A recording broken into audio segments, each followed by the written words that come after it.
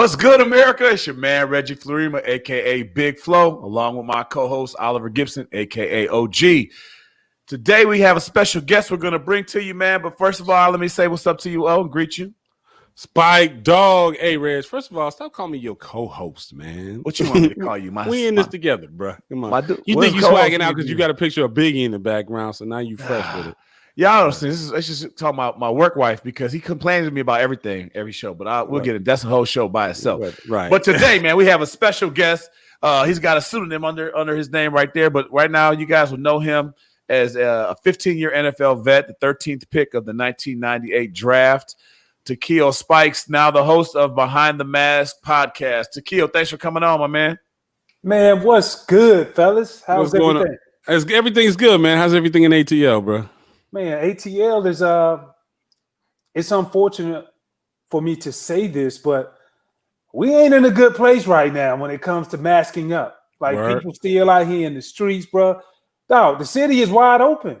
Right. Like Florida is badly contaminated. So what do you think everybody gonna drive to? Right here in ATL, breathing on everybody. Breathing on everybody, but you ain't breathing on me though. Right. That's kind of funny. You got Behind the Mask is your thing. I didn't even think about that. You got a real nice name for this time that we are Behind the Mask. So you're safe with me, my man. You can come to the barbecue. Yeah, you wear the mask. Right. Now, Spikes, man. I first met you when we got to Cincinnati, and you know you were a first class guy, and you would come to the Bengals, and I just, you took such a leadership role as a young guy.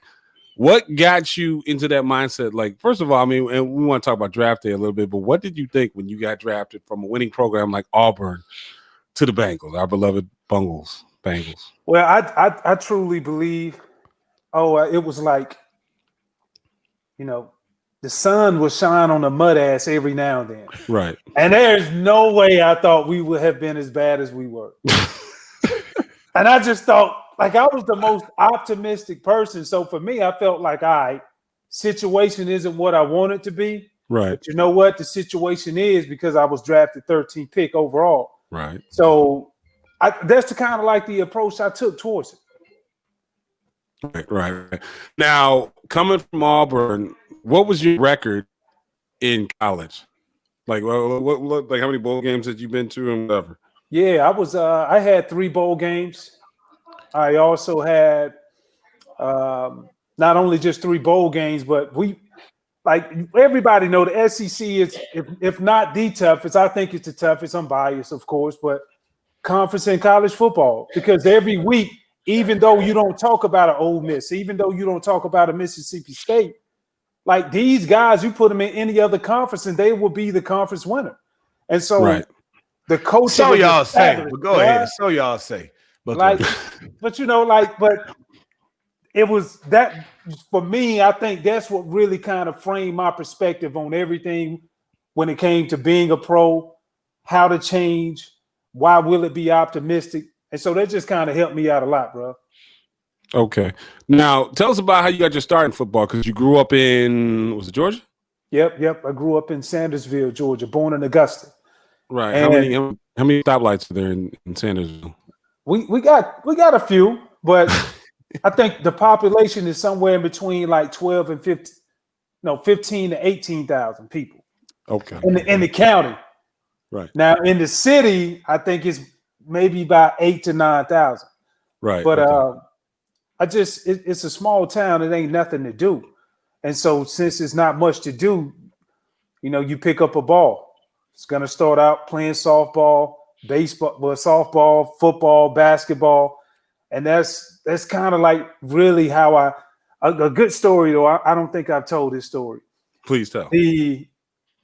When I was growing up, I wasn't as big as I am now. Wasn't even tall. And so whenever I went to the neighborhood park, it was like, I ain't never getting picked on the first 5 just because I'm short. And so one day they didn't have a choice but to get me. Mm-hmm. But went out there, ball, then I earned the respect. But the reason why I'm telling this story is the reason why I fell in love with football, but because in the beginning, I didn't get that respect, and I always had to take next. And so by me taking next, it was like when the football season came around, I was like, football is going to be next. I'm not going to be next in football. You know what I mean? And so that's what really grew my love for the game. Okay. Now, because you're from that area, was there ever another school that you were thinking about going to? Like, what were your 5 picks or visits, or where else did you consider taking visits and going? I went to UGA. Okay. I went to Florida State. I went to Auburn, of course, and the only other school I went to was Tennessee. You go to Notre Dame? No, I'm just. I know you. Nah. I mean, I like Notre Dame now. Big fan of Notre Dame. Right. Don't lie. Nah, for real, bro. This going all the way back to the 80s, G. Right. Okay. All right. So How'd you settle in on Auburn then? What was it about Auburn that made you pull that trigger? I committed to Florida State, actually. Okay. Who did you really? And who was the coach there? Bobby Bowden? Yeah, Bobby Bowden was there. And the reason why I didn't go was because the previous year of my high school, one of my good friends, Demetrio Stevens, he went to Florida State. He was the number 2 linebacker rated in the nation. And so for me, I was like, I kind of wanted to go somewhere on my own. So when I went to Auburn, I didn't even know where it was at. I knew the year before in 93, they went 11-0, couldn't play for it because they were on probation. But the more and more I saw them, the more and more I loved them. But you couldn't think of like an outstanding defensive player on their team. It was more so they did everything by committee outside of the secondary. And so that's the reason why I went. I was like, I'm going to go. Like, nobody knows, but I'm going to be that guy. And so that's how it worked out. Fantastic. So I see you play for you play for the Steelers. How many other NFL teams you played for? I saw on your list you had like 4 other teams that you were on. Yeah, 5. OG came from the Steelers and met me in Cincinnati. So I started my career off in Cincinnati. Then went to Buffalo. I played in Philly for a year, 3 years in San Francisco, and then the last 2 in San Diego. So that totaled me up to 15.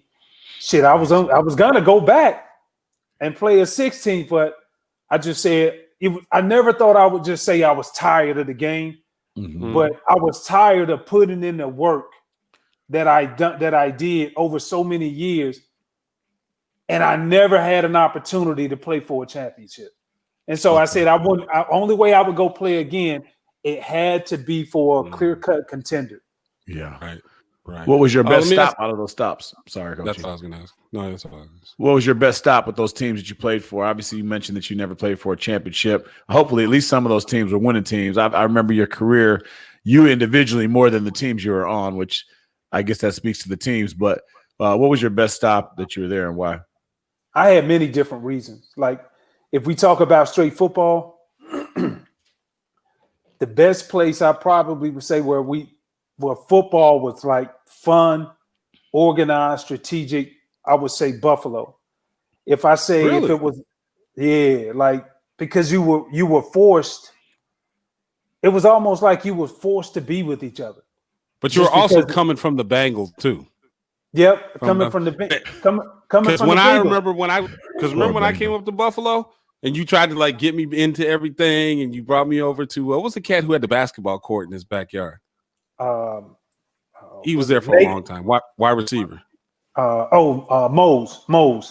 Yeah. You invited me over to his crib, and I was just kind of over it by then. But yeah, and you were the man in Buffalo, man. Yeah, man. It was a great fan base, bro. Like great fan base. And what made it so cool was it was one of the only true feelings that was close to Friday night football in high school, to where the town was shut down. Right. You know what I mean? So that was made it so good. Now the most relationships I kept from over the years, tight-knit team, was the Bengals. Oh yeah. And ain't no one like your first one. But it was like, I think about some of the stories that you and I shared. Yeah. I think about like looking back at it, it's like ain't no way in hell we should have even won the few games that we did. No. We were not focused. You know, it's funny. We do this show, and a lot of guys have been on with Oliver before. The poor Bengals, man. I feel like, man, they're just such a bad organization. It was the story is special, almost like you guys served a bid together. The way it sounds, you know. Yeah, it was special, man. Yeah, bro. It was special, but like it really taught me. It taught me from this is work and then this is personal. And it really taught me just how to be able to deal with a lot of confrontations. It taught me how to deal with adversity, so with the group of guys, who, the leadership wasn't there the way that it was supposed to be. Nah, but I mean, you and Brian Sims always, were first class young cats to me, and I always admired that. But your linebackers like your quarterbacks on the team on defense. So I always just admire, man, this kid's got his head on straight. He's going to be in this league for a long time. And sure enough, you were there for 15 years. Tell me about your transition out of football, because one thing I did always like about you is you weren't just a football player. You're an intelligent guy and, charismatic. You got the biggest neck in the world. But I always figured that Takeo's going exactly right. You shrunk it down a little bit, but I always figured he's going to be something. So tell me about your transition out of football and how that was for you. The transition out of the game it's been good. It's been a journey. I think now I've been out 6, 7, 8, going on 7 years now. So crazy, yeah. Goes by fast, man. I went back to school and not only got my undergrad, but I got my MBA. And then at that time, just overall business. Okay. And then what really changed was I always said I wanted to share my story of how did I start playing and where it got me. But I was like, how dope would it be to create a book with some of the greatest linebackers that played the game? And so I did that. It's my photography coffee table book that's titled Behind the Mask as well. And the first volume is dedicated to linebackers. This next volume that I'm working on now is going to be dedicated to running backs. And so in the book I created, it was just sharing stories, intimate stories of how to overcome adversity, the good, the bad, just real life. We went behind the mask. So consumers and fans want to know who that person really is. And so how do we get a hold of that book? Like, where do we find that book? Oh, yeah, you can find it at Amazon. Go to Amazon, amazon.com, the Behind the Mask podcast book. Or you can go to my website, behindthemaskbook.com. Okay. I'm going to do that after this. Now, Spikes, me and Reg were always talking about this. So I'm a big story guy, as you know. And I watch shows like Ballers that come close to, describing what pro football was really like. And we were talking about the code. It started with a different subject, but isn't it amazing to you with all the stories that go around the NFL that nobody ever violates the code about how we used to really move and whatever? And I'm waiting for somebody to have the balls to have a book. That's why I read Kevin Henry's book, a teammate of mine from the Steelers. It was good. I liked it. It was really well written. He co-wrote it with somebody, but he ain't really tell them stories. And I just think a dude with your tenure, dude, you got enough balls, man, to tell the real story, man. So I'm gonna put it on you because I told you if I come up with the book, everybody's gonna hate me. I'm gonna change names, but I'm waiting for somebody like you that can do it to come out with the real stories about, what the NFL is really like for people. Bro, I kind of alluded to that on my podcast I dropped yesterday, Behind the Mask podcast. You can find it on all platforms. It's talking about the young man in Seattle who got caught with the girl in the room. Right. And he had her in Seattle Seahawks gear and he got caught. They got him up out of there. They actually cut him. And so I was having a discussion with some ladies who tuned into the show, and they were talking about, well, why is he so stupid? Why is he so dumb? Why is he doing that? I was like, you know what? I don't disagree with you on that. I understand what you're saying. But I say, however, I do want you to look at it from this perspective too, not from a man, but he's only 22 years old. Right. And he got in. So I don't condone what he did, but you have to understand, like, that's the thought process. And until they go through trial and error, until they take time, you're not going to have a lot of trial and error in the professional football league. No. But you got to be able to have a mentor. So those are the things that I talked about. Like, these young guys got to be able to open their mouths and talk to these older vets because look, have I done it? Yeah, I've done it. Yeah, we all did. Like I can't incriminate everybody by saying everybody did, but some people did it. Like it is what it is. But until we have these truthful conversations, like I'm thinking about writing that part of the book, like you said, OG. I'm waiting for it. Think about that story though. It seems so crazy. Everyone gets us. Listen, if Takeo Spikes brought a girl in the room, Takeo Spikes might get fined, but you're not getting cut. This dude was probably bubble guy anyway. He thought he knew it. Undrafted free agent. Yeah, he undrafted free agent. He knows he's probably not gonna make it. He's trying to live the starhood while he can. He went and grabbed a girl he probably couldn't have got otherwise. Come on, they're not cutting anybody. Tom Brady could do that all he wants, and they're fine. They'll get in your pocket, but you're not gonna get cut. So they make a big story and say, "I can't believe he ruined this big chance." Nobody who was gonna make the team is going to get cut for that. Can you agree with that? Yeah, I will say that, but this is where it's different. He probably would not have gotten cut if we were not going through this pandemic. Mm-hmm. And so that's the selfish part of him. Not that he didn't bring other girls, but I'm saying the selfish meaning, look, you're jeopardizing everybody's health. And you know how much the league, the owners had to go through, and even as players from an emotional side, to go through to put in and invest into what we got somewhat of a bubble for training camp, and you finna jeopardize it because you want to go out and get a piece of ass? Like, listen, man, you can go lunch break. Tell her to meet you somewhere for lunch. Right. Something. See, here's the thing. Are they bubbling? I mean, because for camp, you guys get sequestered for camp anyway, so you pulled off to secret locations, and you can't fraternize, right, during actual training camp. Or you go home. Everybody gets off night. Everybody gets off night. We're all grown men. And off night or gets off at night. I'm sorry. Well, you get off at like 9 o'clock, 9:30 when that final meeting is, and you got to be in the room by 11. But I mean, you get a night off where you go into town, you see what's up, you see what's cracking, or you had that chick come in from the airport and you get a car service to bring it down, all that stuff. But my point, I don't mean to be the dead horse, but I think that's part of the problem why we have repeat offenders and people, who didn't play ball are all judgmental. They're like, well, man, if I was making that kind of money, I would focus and I would just. And you've not been 22, 23 years old with a gang of money. And I got another Spike story. I don't know if I could tell it now. But anyway, basically told me to use my superpowers for evil, but I never did. And I remember one time we walked into a spot and you were on the phone, probably with a female. I don't know what the situation was. Sounds about right. But you had another phone and you just told the girl, come in. You gave her your phone and she put her number in it. Like, that's too much power for a young man to have. You know what I mean? So, because I've been to a Spice party in ATL, dog. Like, anyway, I'm gonna stop. I digress. I ain't gonna put anybody's business out there. But I had never seen anything like that. I'm just like, if you were in that same position, how would you act? And that's what a lot of people don't understand. And unfortunately, we're so I watch Sterling Sharp and I watch ex-football players, and I need somebody like you with your 15 years to be on ESPN to telecast how it really goes down and not be afraid. You know what I mean? But a lot of guys don't do that. And kids keep making. There's a little bit of Donnie Brasco in that too, my friend, because when you start putting too much business out there in the streets, you get too much attention on it.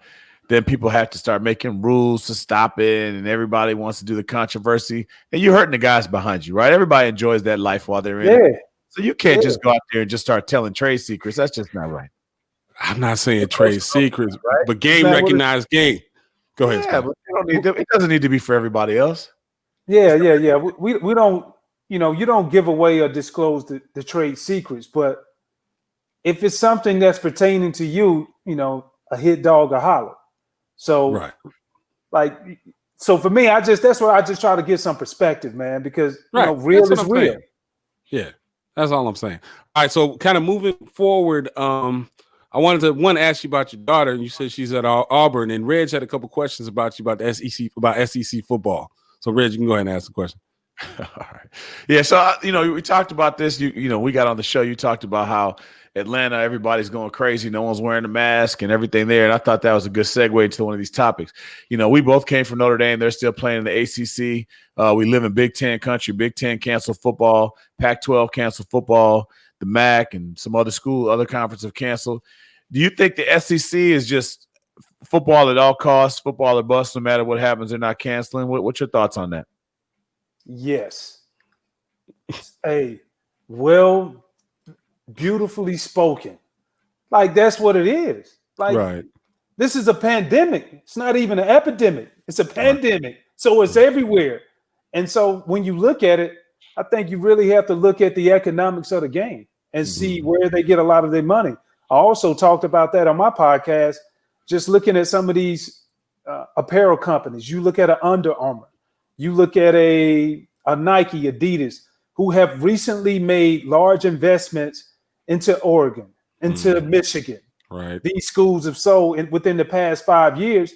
And now what they bank off of is not so much of you getting all hot and excited watching a commercial, but it's more so the brand sponsorship or the brand placement on the game while the game is being played. Right. And if kids see this guy who scored a touchdown wearing this shoe, they think, Mom, Dad, I can do the same thing if I had this shoe. So, when you look at it overall, the SEC, the ACC is, it's fair to say that the dollar rules everything. Right. Period. Right. And it's funny that you say that, because if you look at some of these facilities, I haven't seen Auburn's facility, but these ain't like what we played in. You know what I mean? These cats got video monitors and special helmet refrigerators. Like, they put so much money into these programs that they got to pay for that. And one of our previous guests, Aaron Taylor, that I went to school with and played for the Chargers, he was saying that college football was already blowing up into a bubble, but Corona is the pin that's going to prick the bubble. Like, a lot of these colleges are functioning season to season, and you don't even know it because they put so much money invested in the football. Can they really afford to worry about everybody's health priorities? So that's an ongoing debate. Do you think we're going to get through a football season in the SEC? I don't. I mean, as much as I want to see it, I don't see how. Listen, I got my daughter, just dropped her off to school. And, I spent the whole day with her. I stayed there. And on my way back to the room, it's 10 o'clock at night to the hotel where I was staying. And I ride past bars, and you see all of the kids hanging out. Swinging it. At the park, just drinking. Right. And I'm not going to even mention they didn't have a mask on. You can't have one on anyway while you're drinking. Right. So it ain't like they taking straws and going under the mask. Like, nah. Right. So it's like, when I look at things like that and you see these players coming in, of course they're going to be okay now. And the test number should be down prior to these, probably the last few days, because now other students are starting to return to school. So all I'm simply saying is this, goes back to the young man in Seattle. When these guys start seeing these girls come around the school, and when the girls start seeing the guys, he's a football player, like, they both going to get excited and want to know a little bit more about each other. Right. So it's like, that's just questions. It's real talk. Yeah. Right. Yeah. Yeah. And it's amazing because the SEC is the richest conference, followed by the Big Ten. The ACC, which is still going on, they're struggling as far as revenue, and the Pac-12, and it's all based upon their network. So the SEC network is given, I think, the average school's revenue share is around 65 million. And I think it's 50 million for Big Ten, but then it drops off to like 25 or 35 million, something like that with the other two, because they don't have their networks as established. So you would think, if anyone could afford to maybe take the time off, you would think it would be the SEC. But I'm a northerner here, so I'm gonna go north-south a little bit. I just feel like in the South they're like, whatever, man, full steam ahead, hide the numbers. I know Georgia, where you said you live, the kid got suspended because he spilled the beans and showed a picture of the hallway. People walk without masks. They suspended him. They just want to cover all that stuff up. Hey, we're just gonna go, and this is how it is. So I just hope that there's no tragedies that come out of this. I want to see football myself. I want to watch SEC. I guess part of me as a fan says, all right, well, if the SEC and the ACC play in the fall, and then we have if they somehow do pull off something in the spring, which I think that's a farce, but hey, I get to watch year-round football, but I just can't see it going. These numbers are crazy. Notre Dame is our alma mater. They've got under 10,000 students. I think with faculty and everything, they're around 11,000.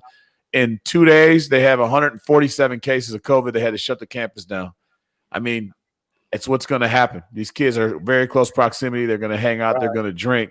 anyone who thinks otherwise it seems crazy. So I don't know. You think somebody's going to something bad is going to have to happen to stop? What do you think will make the breaks? Come on. I just in order for people to start seeing change or want to make change, that usually don't happen until it hits close to home. Mm-hmm.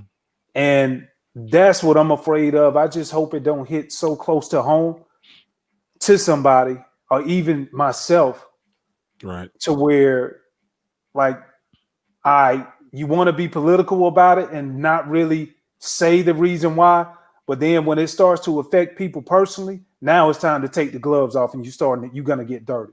Right. Yeah, exactly. Switching gears a little bit, you were on the ballot for the Hall of Fame. Is that your first ballot that you were on? No, second. You feel the Hall of Fame, bro? Honestly, man. You say what now? How do you feel about the Hall of Fame? Do you think you're a Hall of Famer? You damn right I do. I believe that's that Spikes guy.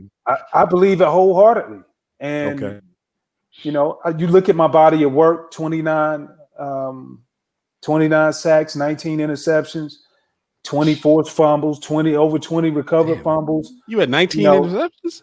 Yeah, 15. One of only 4 or 5 people I saw that have that as a stat. Yeah. Well, one of only 5 linebackers ever to start in over 200. One of 9 games. Players all time with 29 sacks and 19 interceptions. That's not bad. How many Pro Bowls? 2. Damn. 2 Pro Bowls, first team All Pro. That's one of those things that always seems weird to me. Guys who are monsters, who are Hall of Fame guys, you think they'd be at more Pro Bowls. What do you think is behind that? Because same thing with Bryant Young. When I looked at it, I was surprised there wasn't more and more names, different things of that nature. Obviously, you know, I didn't even know you and Oliver knew each other, and I know your name is a household name as a linebacker. So, what is it with the Pro Bowl? Is that just a popularity contest? I remember coming in. It used to be a popularity contest, but quite honestly, it still is. And a lot of it is driven just off depending on the market that you play in. Right. If people don't see greatness, they can't expect to say, hey, I saw greatness and put a tag on it. Right. The one thing that hurt me is playing in bad small markets, number one. Yeah. Cincinnati and Buffalo. And Buffalo. Then you turn around and just look, I never won. Right. You know what I'm saying? Like, I never won. I never had the privilege of playing with a good quarterback on my team. Okay. And as much as I never wanted to acknowledge that, like, that's the reason why they pay them so much of the big money. Mm-hmm. So, like, for me, I put my resume up against anybody, and we can have a debate, you know. So I'm honored definitely, because I don't know how many kids today who come into the league really aspire to go to the Hall of Fame versus I just want to make it to my second contract. Right. Like, I was that dude, like, everything. I remember one time to where me and OG, we was getting ready to play Baltimore. And we get into this big media spat with myself, Shannon Sharp, Ray Lewis. Because Jerome Bettis came out and made the comment, Takeo Spikes is just as good as Ray Lewis. Right. The only reason why y'all don't know is he doesn't have the supporting cast. Right. And so, you know, Shannon came back and fired. So I remember we were going back and forth in the media, and I was like, I walked by OG because nobody really talked about it inside of the locker room around me. I say, OG, you with me, dog? OG was like, you motherfucking right, I'm with you. What's wrong with you? Let's go.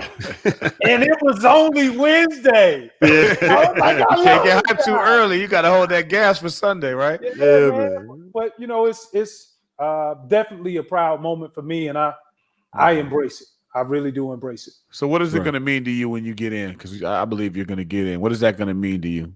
Oh, man. I cry like a baby. Because you're going to get in. And remember this, man. They allow you to invite so many guys you play with, dog. I better get an invitation. I went to Jerome's. I got an invitation. I had the time of my life. Ain't no party like a Spike Dog party, because I know your after party going to be legendary. Listen here, bro. Outkast hadn't performed in a while. Boy, they give me that goddamn coat.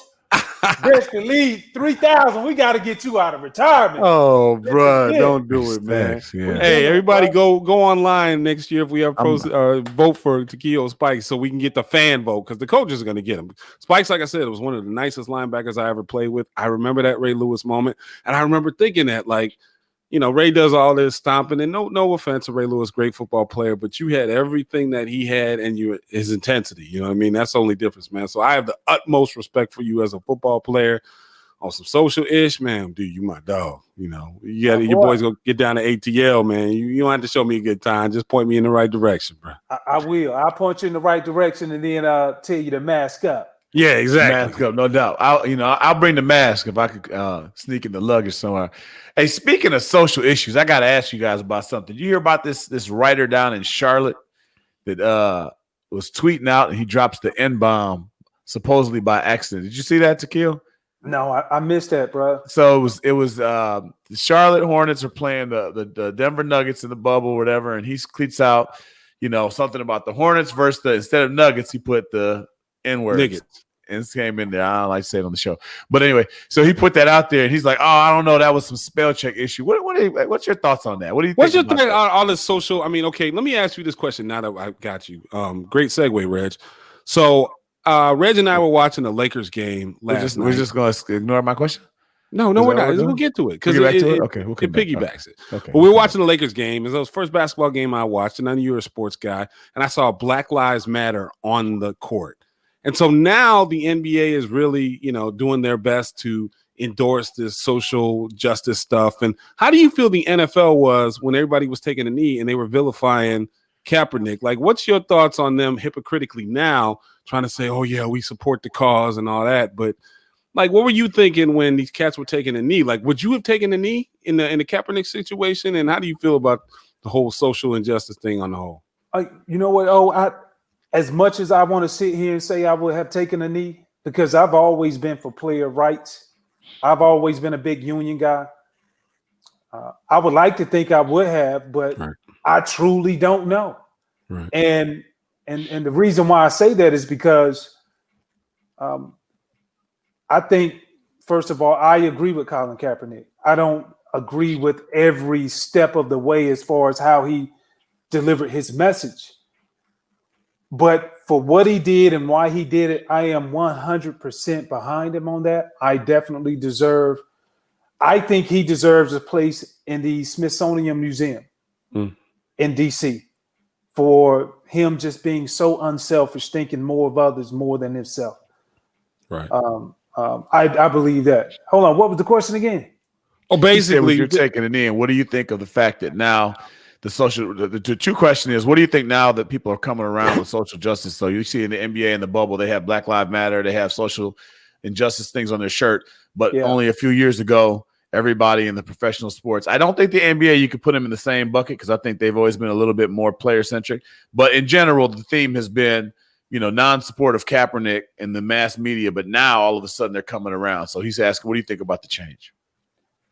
I think it's hypocritical, but I would rather much you come out and say you were wrong, and which they did, and now they acknowledge.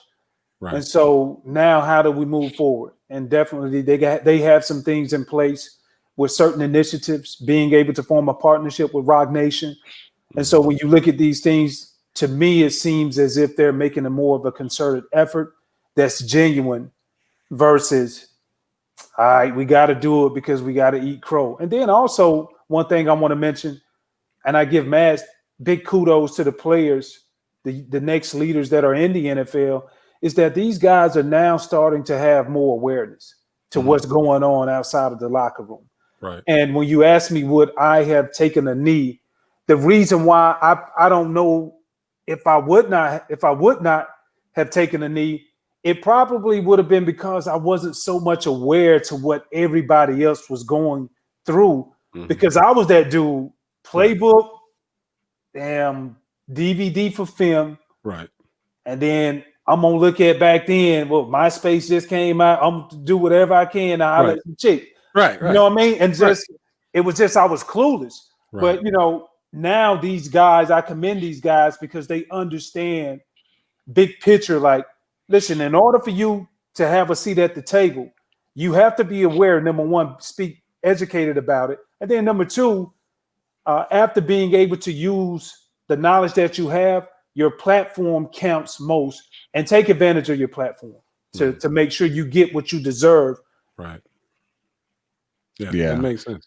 I think my opinion been on it, and Oliver and I had long conversations. I think we got to give people room to come around, right? We can't just want to be mad all the time, right? So at the end of the day, I like being mad, but I know you are the angry. Daddy does. So, but at the end of the day, I always tell him rage is his superpower. He can call upon being angry and feel slighted for the least amount of thing to get himself right. And I got blood pressure issues. I got blood pressure issues. But you have to give people a chance to come around. Otherwise, what do we do? I mean, like at some point, the NFL, they say that they got it wrong and they did things wrong. I think they probably had the worst reaction, obviously, to it. I think because LeBron James is so socially conscious and the other leaders of the NBA are kind of coming forward, they kind of couldn't. The NBA didn't have really much of a choice. So they've always been, at least in this era that we're in now, I think they've always been kind of pro player and let them do what they got to go do and whatever, because LeBron, who runs the league, he's the man, the face of it. He's saying, let's do it. He's not staying quiet. So, okay, let's go behind him. Is there a little overkill maybe with the stuff on the court and all the stuff in the church? Yeah, but I'd rather overkill than underkill it. You know what I mean? At least they're talking about it. They're not hiding it. They're not letting it go away. So I can appreciate that. So we're going to segue backwards and we're going to say what happened with the Charlotte's guy, the guy leaves that tweet and his excuse was, and if you haven't heard about it, so I guess it's hard to think about it, was that it was like a spell check error. He didn't do it. And I just found it very comical. I have a strong opinion about it. And I just want to know if you guys had any thoughts on that matter and whether or not you think he should get a pass. Does he get fired for that? If he says he didn't mean to write the word, he obviously didn't mean to tweet that out. Or do you think there's something behind that? Well, Spikes. I'm tired of giving people passes for things that they already like. You don't fuck up during heightened sensitive times. And I understand people make mistakes. My thing is this. If that was a mistake, whether or not you claim it was spell check, auto check, or whatever, your phone had to have some type of memory of it. So if that word is auto-populating when you putting it down, even though you're writing fast, chances are putting it down in the past. You use that word more than maybe whatever the times it takes for your system to remember it. And that's one word that you use too many. 100%, dog. I'm lazy, so I don't actually text. I just speak into the phone. You know how hard it is to put Jigga on an iPhone? Like it'll say niggy, you know what I mean? And we don't like to brought them. You know how hard it is to do that? It'll change it. To do that, you got to have some intent. Now, he had to pound it. He has to use it so often that finally he said, all right, finally it's the word. I'm tired of checking it. So I don't care if he got caught. So one time you got a whooping, a lot of whoopings at home for something you didn't do, but it was something you did do that they didn't whoop you for. So you still coming out even. So I think it's crazy as hell that he's trying to say that it's a spell check error and whatever, because you had to write that down. You tried to put nuggets like, nah, I know you really meant to say the other word. So, and then Michael Jordan is the owner, so you picked the wrong team to work for. I got to call on that. You know what I mean? You cough with the BS. But Spikes, man, thanks for coming on, bro. I don't want to take up all your time. I know you're a busy man. So what time is your podcast and where can we find it again? And then the book again. Give me the book title. Yeah, okay. So you can find the book behindthemaskbook.com and you can find it on Amazon. Also, the podcast is on all platforms, Spotify, iTunes. And so we can find it everywhere on there. Also, we have a complimentary piece with at the BTM podcast, which airs on YouTube as well. So that visual side, that's what a lot of people get a kick out of. So I urge everybody to subscribe to at the BTM podcast. Will do, bro. Hey, peace of love, bro. Hold it down in ATL. Keep your mask on, man. And I'm gonna get with you in the upcoming season, since we don't really know what football is gonna do. But man, I'm coming down to ATL, bro. Right on, bro. Before we go, guys, anybody watching this on Facebook, please like and share and tag someone who you think might appreciate this. If you're watching it on YouTube, please subscribe and send it out to whoever you can. Thanks a lot, Takeo or Spike Dog. I appreciate you. Any friend of Oliver is a friend of mine. So if you're ever in the Shy, please look us up, my friend. Right on. Love you, bro. I will, man. One love, bro. Take it easy.